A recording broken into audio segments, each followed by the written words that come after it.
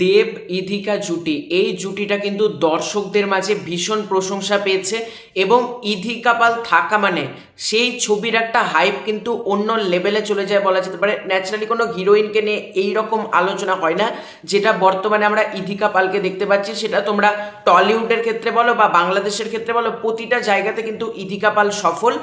এবং ইধিকা পাল এখন বলা যেতে পারে মেগাস্টার শাকিব খান, দেব এদের একবারে মানে কাছের হয়ে গিয়েছে কোথাও গিয়ে।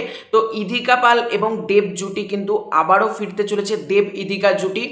তোমরা জানো দেব ইধিকা জুটি প্রথম সিনেমা তো খাদান রিলিজ করেছে, তারপর রঘু ডাকাত আসছে, আবার কোন সিনেমায় দেব ইধিকা থাকতে চলেছে। তো গতকালকে বহুরূপের প্রমোশন ছিল সোহম চক্রবর্তীর একটা সিনেমা, সেখানে ইধিকা পালকে প্রশ্ন করা হয় দেব ইধিকার সাথে আরও কাজ আসছে। এটা বোঝাই যায় ইধিকা পালের কথাবার্তা শুনে, মানে রঘু ডাকাতের পরেও দেব ইধিকা পালের যে আরও কাজ আসবে এটা কিন্তু আমরা বুঝতে পারি। তাহলে দেব ইধিকা পালের কি ছবি আসতে চলেছে দেখো, দিলসে দেভিয়ান্স বলে যে ফেসবুক পেজটা রয়েছে, সেই পেজের তরফ থেকে এবং বিভিন্ন বাংলা বিনোদন জগৎ যত ফেসবুক পেজ আছে সেখান থেকে বলা হচ্ছে প্রজাপতি 2-তে থাকতে চলেছে ইধিকা পাল। এবার তোমরা বলতে পারো প্রজাপতি 2-তে তো অলরেডি জ্যোতির্ময় কুণ্ডু সিলেক্ট হয়ে গিয়েছে, তাহলে ইধিকা পালের নামটা কোথা থেকে আসছে। দেখো, জ্যোতির্ময় কুণ্ডু একটা ক্যারেক্টার প্লে করবে, তার পাশাপাশি এটাও বলা হচ্ছে ইধিকা পালের চরিত্রটা খুব গুরুত্বপূর্ণ হতে চলেছে প্রজাপতি 2-তে। এবং প্রজাপতি 2-তে ইধিকা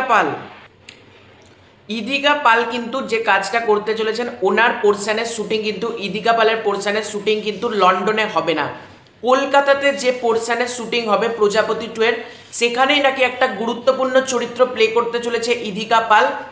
এবং দেবদার নায়িকার চরিত্রে আমরা কিন্তু ইধিকা পালকেই পেতে চলেছি, এরকমই কিন্তু বিভিন্ন পেজের তরফ থেকে সাজেস্ট করা হচ্ছে। এবার দেখো, দেব ইধিকা যদি আবারও দেখতে পাই আমরা, ব্যাপারটা কিন্তু জমে যাবে। কারণ দেবদা আমরা ন্যাচারালি দেখি যে একই হিরোইনকে কিন্তু বারবার রিপিট করে না, যদি সেই হিরোইনের মধ্যে ট্যালেন্ট না থাকে একবার করেই তার সাথে কাজ করা বন্ধ করে দেয়। ইধিকা পালের মধ্যে যেহেতু ট্যালেন্ট রয়েছে, সে কিন্তু একের পর এক ভালো স্ক্রিপ্টে সাইন করে যাচ্ছেন। এবং প্রজাপতি 2-তে যদি ইধিকা পাল কাজ করেন, এর থেকে মাস্টার প্ল্যানার কিছু হতে পারে। এখন ইধিকা পাল যে প্রজেক্টে সাইন করছে, ইধিকা পালের লাইন আপ পুরো ব্লকবাস্টার হয়ে থেকে যাচ্ছে বলা যেতে পারে।